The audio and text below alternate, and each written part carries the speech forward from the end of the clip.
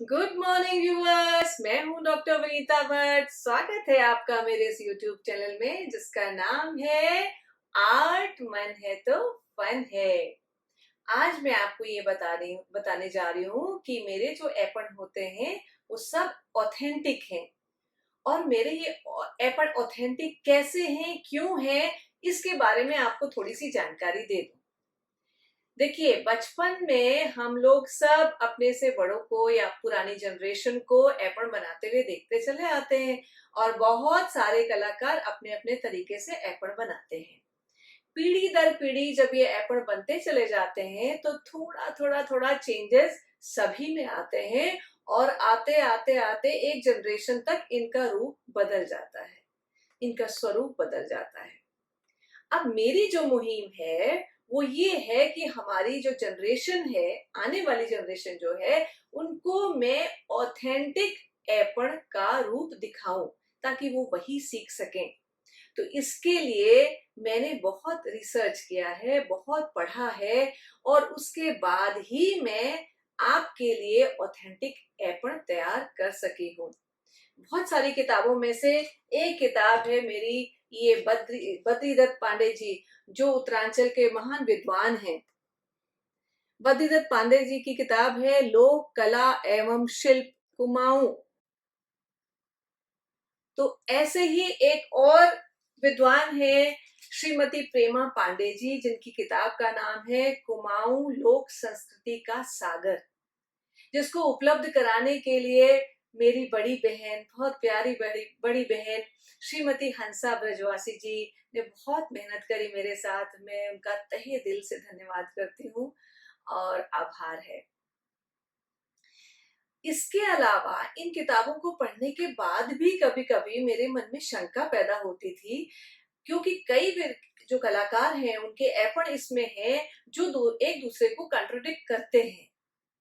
तो इन शंकाओं का समाधान करने के लिए मैंने अपने पारिवारिक पंडित जी आचार्य नवीन चंद जोशी, जो खटीमा में रहते हैं, उनसे संपर्क किया और उन्होंने भी कई जगह से अध्ययन करके मेरी शंकाओं का समाधान किया।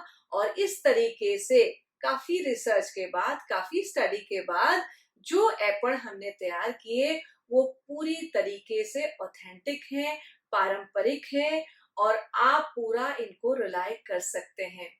तो इन्हीं सभी विद्वानों का मैं धन्यवाद करते हुए आगे की चौकी आपको बताने जा रही हूँ। और आज हम बनाने जा रहे हैं हमारे जीवन के विभिन्न संस्कारों में बनने वाले एपणों की सीक्वेंस में से पहला एपण, यानी कि नामकरण की चौकी का एपण, जिसे सूर्य चौकी भी कहा जाता है। बच्चे के जन्म के 11वें दिन नामकरण संस्कार किया जाता है। घर में जो देवी थान होता है या देवता थान जिसको कहते हैं, पूजा का स्थल जो होता है, वहां पर पंडित जी पूजा करते हैं। उसके साथ ही घर के आंगन में ले जा करके प्रथम बार विधि विधान के अनुसार सभी परिवारजनों के साथ पंडित जी बच्चे को सूर्य के दर्शन कराते हैं।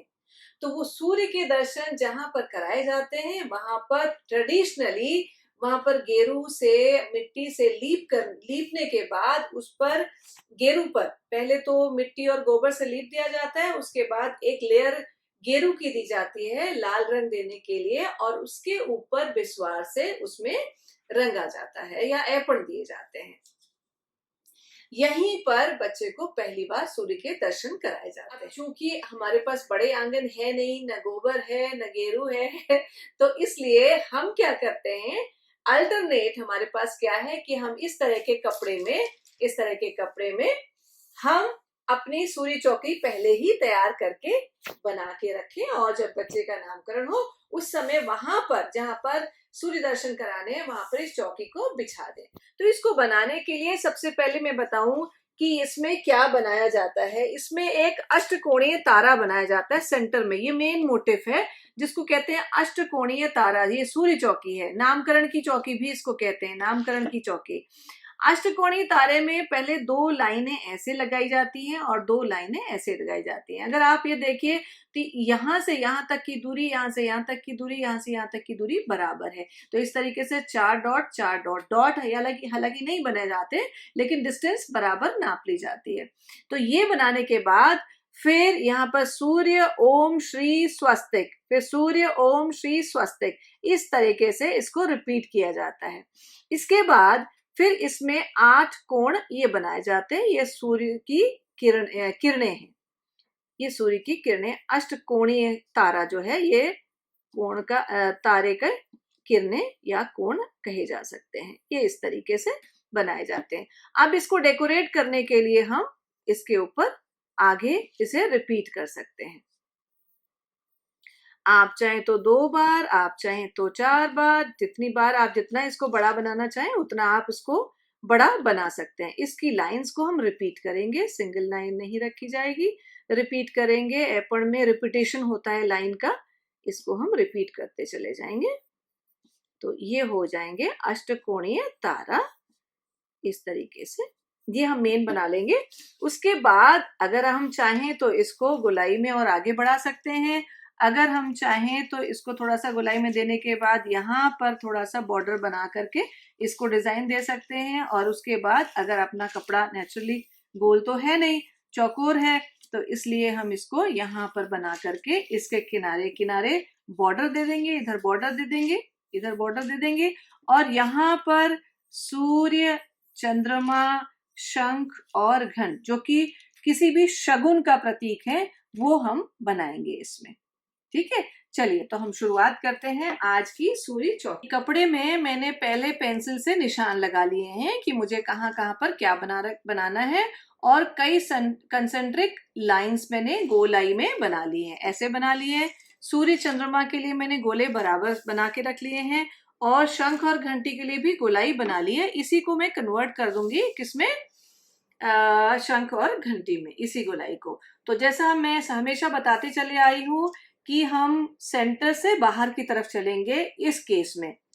तो हम लाइन बनानी शुरू करेंगे अपने कोण से। ये बराबर लाइन 2 बार 3 बार आप इसको रिपीट कर सकते हैं। ये देखिए, और उसके बाद ये लाइन हमने रिपीट करनी है। ये तो आप ये देख सकते हैं कि ये दूरी हमारी बराबर होनी चाहिए। अगर कम लग रही है तो थोड़ा सा हम बढ़ा सकते हैं इसको आगे की तरफ को, ऐसे। ठीक है, ये भी हमारी बराबर आएंगी तो हमारे जो अष्टकोणीय तारा है उसकी जो रेज है वो बराबर बनेंगी। ठीक है, और इस तरीके से हम इसको अब बनाना शुरू करेंगे। सभी कलाकारों का हाथ थोड़ा थोड़ा डिफरेंट तरीके से चलता है, जिसकी वजह से उनके जो डिजाइन्स हैं थोड़े फर्क हो जाते हैं। तो इसमें टेंशन वाली बात नहीं है। मेन मोटिव ये अष्टकोणीय तारा है, सूर्य चौकी बन रही है, जिसको आपको ध्यान में रखना है।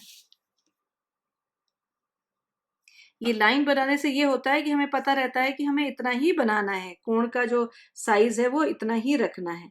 तो ये फायदा होता है लाइन पहले से बनाने के वजह से।